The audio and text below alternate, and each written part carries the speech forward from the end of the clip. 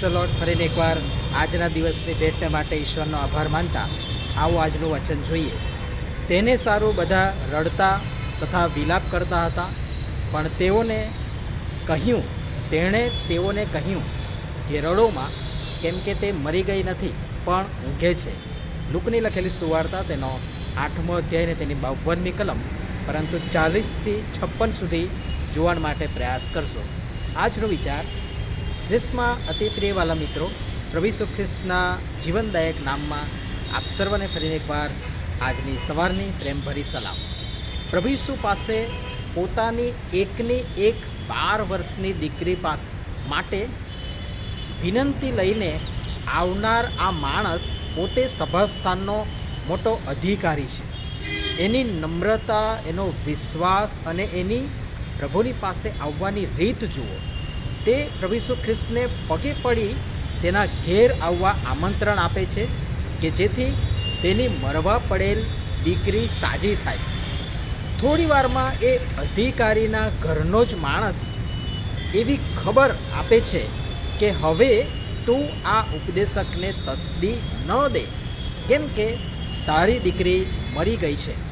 પણ પ્રભુ ઈસુ ખ્રિસ્ત તે માણસને ધરપત આપતા, ધીરજ આપતા કહે છે કે બીમાં માત્ર વિશ્વાસ કર એટલે તે સાચી થશે.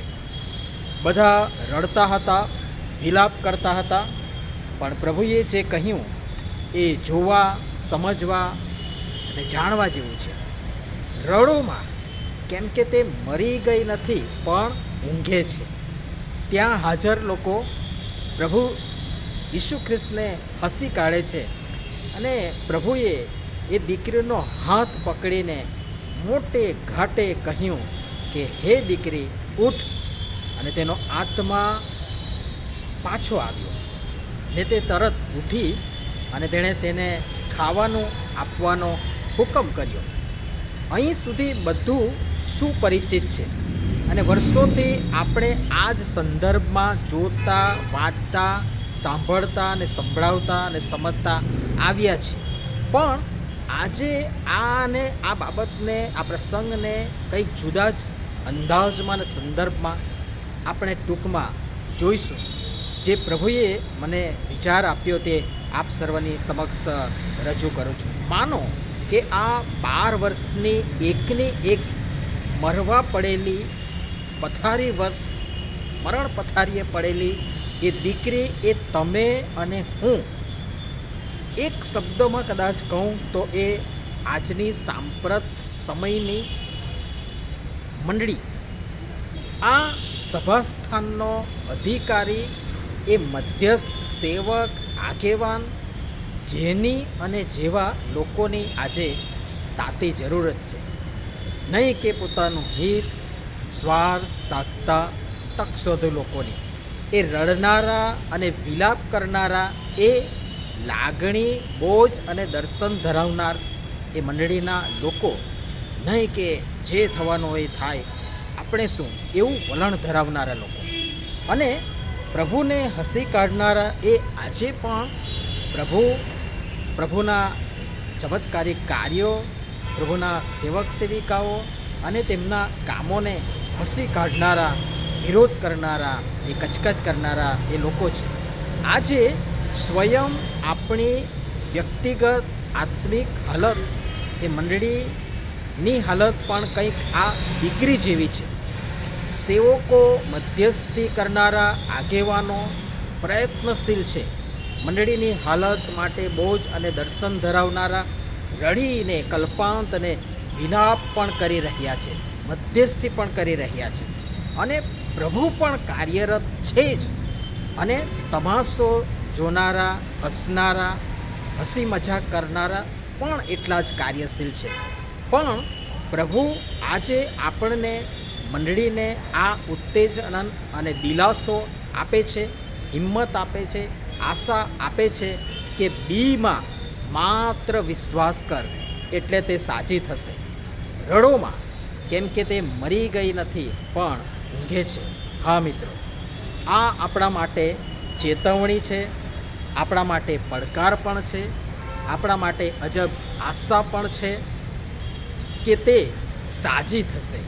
મતલબ તે બીમાર તો છે જ, એ મરી ગઈ નથી પણ ઊંઘે છે. મતલબ તે પથારીવશ છે, એ ઊંઘમાં તો છે જ, એ ગફલત ભરેલી ઊંઘમાં છે, ભ્રમણામાં છે. હા, જૂના કરારના એ શબ્દો કે એ દીવો હજી ભૂલવાયો નથી. પ્રભુ વારંવાર આ છોકરીની જેમ આપણો વ્યક્તિગત અને મંડળી તરીકે હાથ પકડીને કહે છે કે ઊઠ. હા, એ જ પ્રભુ આજે આપણને વ્યક્તિગત અને મંડળી તરીકે કહે છે. એફએસી 5:14 પ્રમાણે, ઊંઘનાર જાગ ને મુઈલામાંથી ઊઠ ને ખ્રિસ્ત તારા પર પ્રકાશ પાડશે. પ્રભુનો અવાજ સાંભળો, તેમના પર, તેમના વચનો પર વિશ્વાસ કરો. નકારાત્મક વિચાર, વાણી, વર્તન, વર્તણૂક, વલણ અને વહીવટ બંધ કરી ખ્રિસ્ત પર પૂર્ણ વિશ્વાસ કરતા ખંડનાત્મક નહીં પણ સર્જનાત્મક પ્રવૃત્તિમાં આપણો રોલ ભજવીએ, આપણું યોગદાન આપીએ. અને વર્ષોથી આપણી વ્યક્તિગત અને મંડળીની હાલત એ મરણ પથારીએ પડેલી, મૃતપાય, મરવાના વાક્યે જીવતી એ આ દીકરી જેવી છે.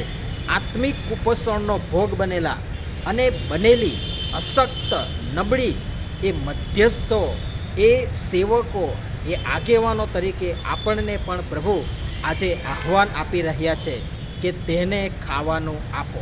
મતલબ આત્મિક પોષણ, આત્મિક ખોરાક, પ્રભુના વચનોનો સાચો, સારો, વાસ્તવિક, સચોટ શિક્ષણ. અને જેમ આ દીકરીમાં તેનો આત્મા પાછો આવ્યો ને તે તરત ઉઠી, તેમ આપણે પણ વ્યક્તિગત રીતે, કુટુંબ તરીકે, મંડળી તરીકે આવી મરણાવસ્થા અને ગફલત ભરેલી ઊંઘમાંથી સફાળા જાગીશું. જાગીએ.